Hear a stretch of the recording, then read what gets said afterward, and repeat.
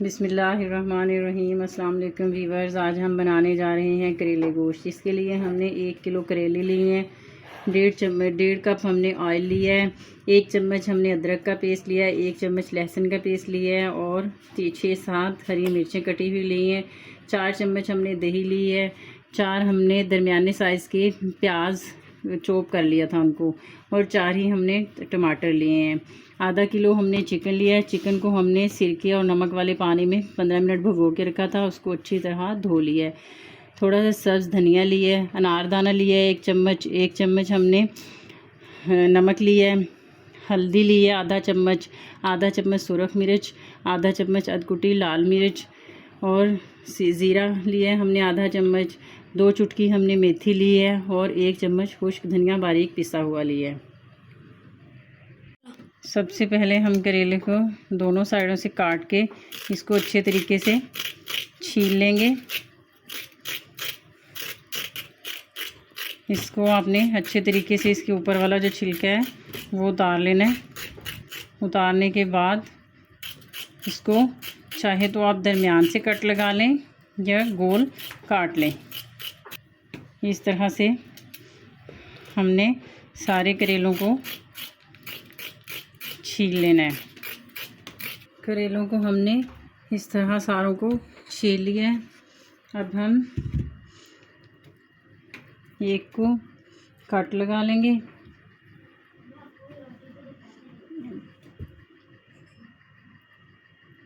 इस तरीके से हमने कट लगा लेना है और दरमियान में से इसके जो बीज हैं वो चम्मच या छुरी की मदद से निकाल लेंगे, या फिर हम इसको इस तरह से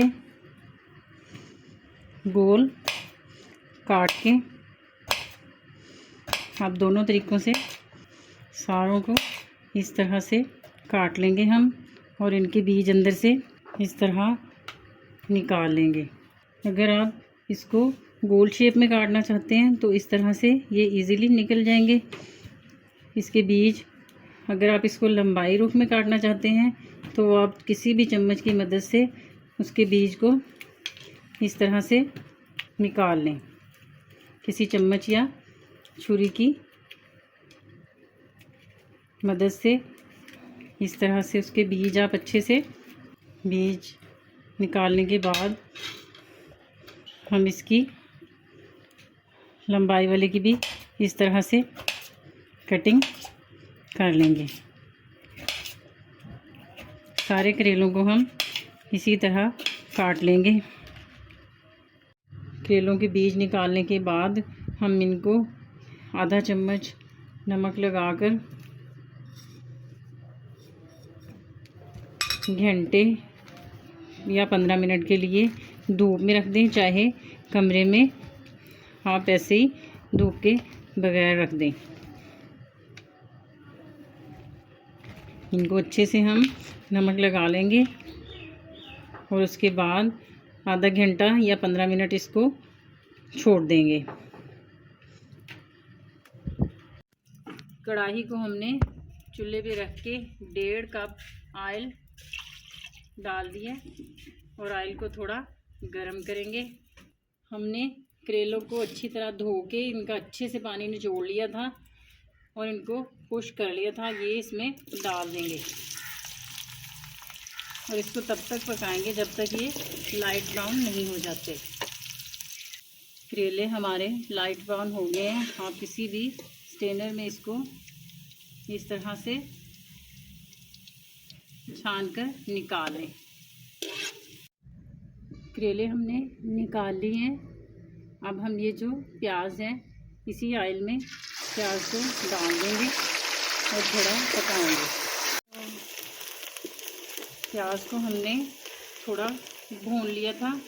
अब हम इसमें अदरक लहसुन का पेस्ट डाल देंगे और इसको भी थोड़ा पकाएंगे।